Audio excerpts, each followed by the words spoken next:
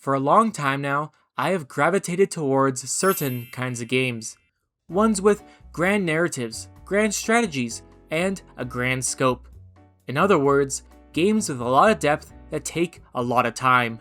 Yet, despite the grandeur, their appeal has started to dull. Mainly because I just keep playing these same games over and over again. I knew this couldn't continue. I had to make a change or I would burn out on these games that I still love completely. Which is why, recently, I have started to play games that are the very opposite of what I usually play. No narrative, no vast world, not a strategy game, just gameplay, pure and simple. The result has been fantastic, a total revitalization of my gaming hobby. More importantly, it opened my eyes to a truth that has been staring me in the face, but I was too stubborn to see. Variety is the key that keeps gaming fun.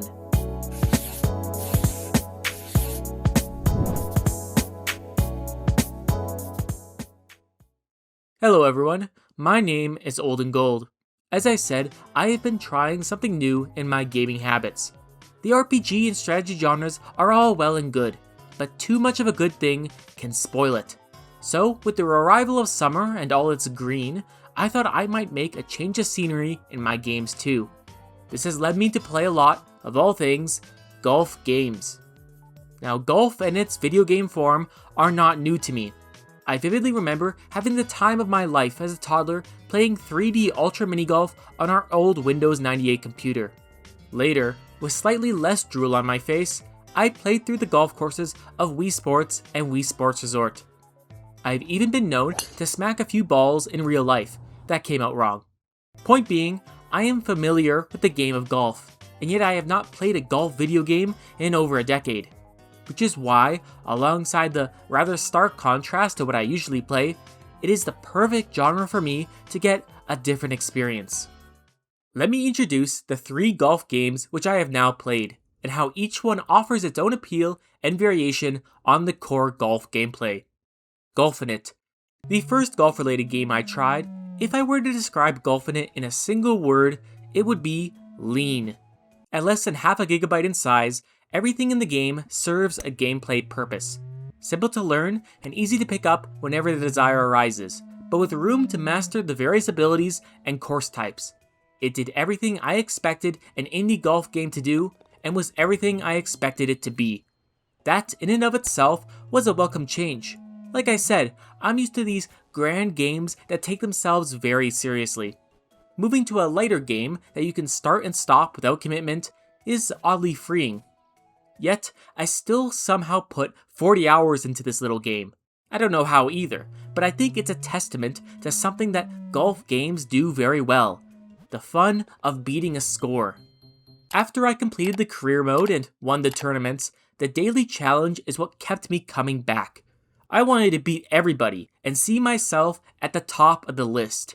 It didn't always happen, but it gave my gameplay a bit more meaning, a bit more weight, which I think really enhanced my overall enjoyment. This is a type of fun that I don't experience in my typical games. Unless you're a speedrunner, there are no leaderboards in Baldur's Gate 3. Its fundamental appeal is not based on playing against other players. But when I play games that do offer that multiplayer competition, like Golfinite, I tap into fun from an entirely different source. I can enjoy both for different reasons, which shows how playing a variety of games does not diminish your favorite games, it adds. Another golf game that features leaderboards and challenges is the charmingly low-poly venture of Super Video Golf. Now this game was a real treat. The golf gameplay is great, the courses and presentation are wonderful, and the multiplayer competition is friendly but fierce. I even managed to get a top 5 all-time score for one of the courses. It is, as one reviewer put it, the platonic ideal of golf game, which I don't think I could describe better if I tried. Then why is it such a joy to play? I think I have an idea. Everything Super Video Golf does, it does with satisfaction. Every drive, every putt, and every little voice line is satisfying, which makes a lucky chip-in feel all the better. Additionally, with a chill 90s vibe, Super Video Golf is a very relaxing game, until it isn't. It actually reminds me of Songs of Six, a game firmly in the opposite category. It too can be relaxing, with a calm medieval soundtrack and great ambience as you watch your citizens walk the city you built. But their similarities also emphasize their differences, namely tone and stakes. In one, you have to worry about producing enough food for your ever-growing city, preventing epidemics, managing logistics, and building an army to fight the constant brigands knocking on your door. While in the other, the worst thing that can happen to you is that you miss a putt that should have gone in. Since I've been playing so much Songs of Six lately, Super Video Golf serves as a welcome change in temperament. Without playing a variety of games, I would not have had the option to make that change. The third golf game is the one I started most recently, and would consider the most entertaining, Super Battle Golf. Like a lot of people, I discovered Super Battle Golf some months ago when it seemed like every YouTuber and streamer was playing it. This puts it in the same category as Lethal Company, Repo, and Peak. Yet, I never felt compelled to play any of those other games. Super Battle Golf was different. It looked like a lot of fun and was right up my alley, and I gotta say, it lived up to that first impression. A multiplayer party game, Super Battle Golf emphasizes hitting your fellow golfers as much as it does hitting the ball.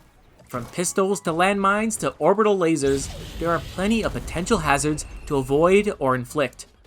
That chaos is really what makes this game fun, and gives it a unique identity. The race to finish first, the constant back and forth knockdowns, disrupting other players as best you can, it all made me feel energetic in a way I haven't for a long time. It was like I was back in high school, playing Smash Bros in friends' basements. To contrast, in a game like Stellaris, if you want to attack your neighbor, you must prepare ahead of time. Stockpile your alloys, prepare your fleet, set up a defensive line to fall back on, and move everything into position. All of this over years of in-game time. Super Battle Golf's gratification is far more instant. Yet, despite the party game unpredictability, winning a game isn't all luck. If you know what you're doing, know the best shortcuts and how to read the wind, you can reliably place well under par, resulting in a hefty score. Each game's settings are also highly customizable, as is your character's cosmetics. Meaning you can have either the slow, classic experience, or turn everything up to 11. Super Battle Golf is at its best when you claw your way to first with your own skill, or steal it out from under someone else. It's chaotic, it's invigorating, and it's a lot of fun. Without games like this, gaming isn't the same. From these three golf games, you probably notice a pattern. See, there is no 2K, no EA, no WGT. This is because I think sports games are at their best when they take advantage of the fact that they are games. Get some power-ups involved, some wacky abilities, experiment with the visual style, the Mario sports model. If I wanted to play a hyper-realistic game of golf, I would just go outside and play the actual sport. That's just me though. What my dive into golf games has revealed is that this genre fulfills something which my familiar games cannot, a need for arcadey levity. Baldur's Gate 3, Songs of Six, and Stellaris are heavy, dense games. Engaging with them requires attention, analyzing, planning, problem solving, and this is what makes them fun. But sometimes you just want to golf. These were not the only games I tried in my search for variety, however. Two other indie games really helped shake up my gaming routine. One of them was Thronefall, a minimalist tower defense strategy game. Now, strategy games are one of my usual genres, so you might think this isn't much of a change, but tower defense is a subgenre I don't often play, and is quite different from my usual 4X. Instead of being grand and sprawling, Thronefall is decidedly focused, with linear progression, predefined build slots, and level-based worlds. It starts easy enough, That's easy! but soon the difficulty ramps up.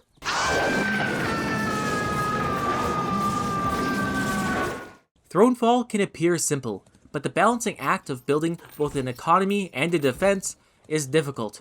You only have so much gold, and every bit spent on one is lost on the other. You must also consider your playstyle build, and with every weapon and perk you unlock, the custom combination complexity becomes comprehensive. Alliteration. All this creates a classic strategy experience, where every level is a puzzle to be solved. For me, a small and focused experience like that is refreshingly straightforward. The other game was Megabonk, a reverse bullet hell action roguelike released in September of last year. Now this was an experience. I was familiar with the concept since I had played Vampire Survivors before, but this was a while ago, and I was not ready for this game's injection of pure dopamine.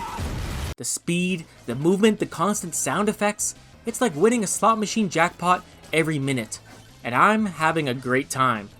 I enjoyed Vampire Survivors, sure, but I like jumping and dodging, so this is more my speed.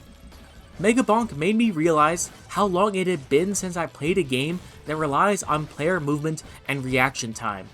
In many RPGs and strategy games, this is not emphasized. Real-time strategy, sure, but in turn-based, it's not even a thing. That's what makes Megabonk such a fun experience. Like Super Battle Golf, the chaotic gameplay is invigorating, all the more so when it's not the only type of game you play. While these two indie games are closer to my usual fare than the golf games are, what they all offer is the same primal form of gaming, where high scores and quick pick up and play fun reign above everything else. This kind of game was a large part of my childhood, but at some point I moved on to more mature experiences, which I thought were simply better. However, after branching out and finding myself back where I started, I realized that neither type is necessarily better than the other. Both are just as fun in their own ways. In fact, it is in our best interests to play more of both. In an age where it seems like gaming is getting bigger, more cinematic, more expensive, more everything, it is refreshing for me to play games that are just that, games, where gameplay is their one and all. The opposite is just as true.